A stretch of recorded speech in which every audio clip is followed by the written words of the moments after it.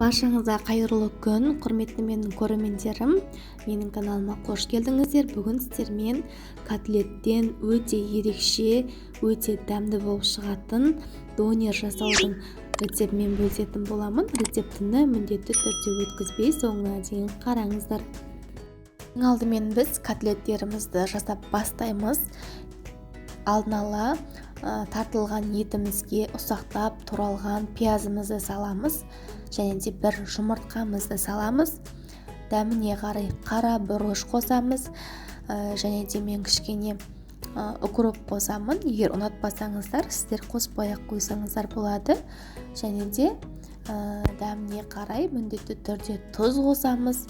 Және де кептірілген осылай ұсақталған панировочный сухари, содан кішкене салып, барлығын қолымызбен жақсылап араластырып, біріктіріп алатын боламыз.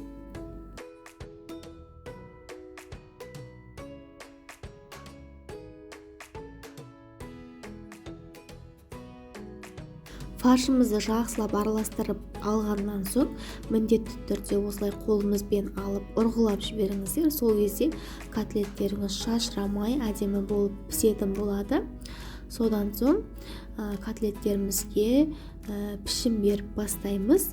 Және де донердің арасына салатын котлет болғандықтан осылай ұзындау, үлкендеу етіп жасағандарыңыз жақсы болады. Өйткені қазір біз бір донерге бір котлеттен салатын боламыз. Сондықтан да үлкендеу, осылай ұзыншалау етіп, сопақ етіп жасасаңыздар болады.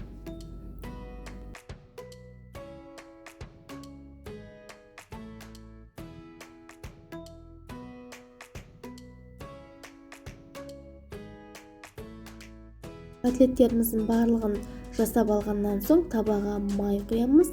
Майымыз қызғаннан соң котлеттерімізді салып, екі бетінен екі жағын қызартып, қуырып алатын боламыз. Екі жағында жақсылап қызартып, қуырып аламыз осылай.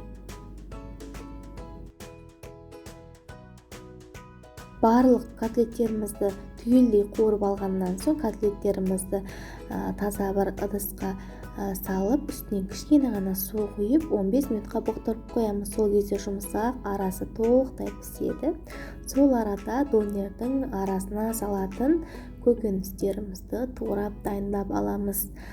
Мен ең алдымен қиярды осылай ұзынша етіп, яғни солонка етіп, жіңішкелеп турап дайындап алдым.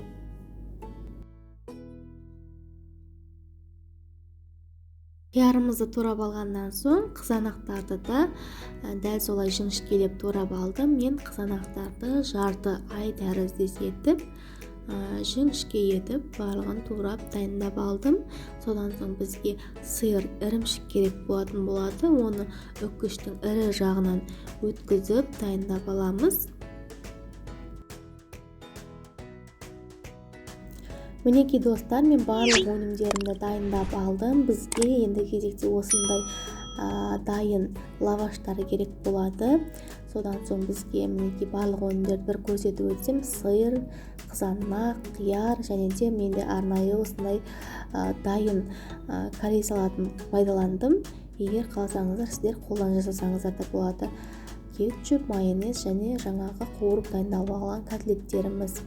Мен ең алдымен лавашты теңдей етіп ортасынан бөліп алдым. Өйткені өте үлкен болғандықтан дәл ортасынан бөліп котлетімді салдым ең алдымен.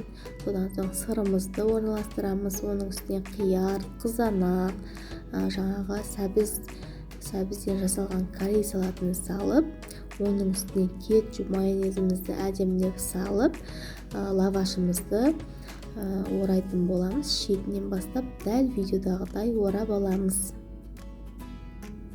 Мінекей қараңыздар достар, бізде осындай әп-әдемі, іші толған донер шығады. Енді табаны жақсылап қыздырып аламыз. Ешқандай да май құймаймыз. Құрғақ табаға, қызып тұрған табаға осы донерлерімізді салып, екі бетінен қызартып алатын боламыз. Бұлай жасаудағы себебіміз біздің донерлеріміз қытырлап, хрустящий болып, өте керемет болып шығады. Міндетті түрде осылай жасаңыздар. Қызып тұрған табаға салып, екі бетінен қызартып аламыз. Мінекей достар, осымен біздің өте дәмді, басқа донерлерге мүлде ұқсамайтын ерекше дәмді котлеттен донеріміз дайын. Міндетті түрде дәл осы рецептпен жасап көрулеріңізге кеңес беремін. Қараңыздар, түрінің өзі тәбетті ашатындай өте әдемі болып тұр. Назар қойып рецептінің соңына дейін қарағандарыңызға рахмет. Рецепт ұнаған болса, каналыма тіркеліп, лайк басып, комментарий жазып қойды ұмытпаңыздар.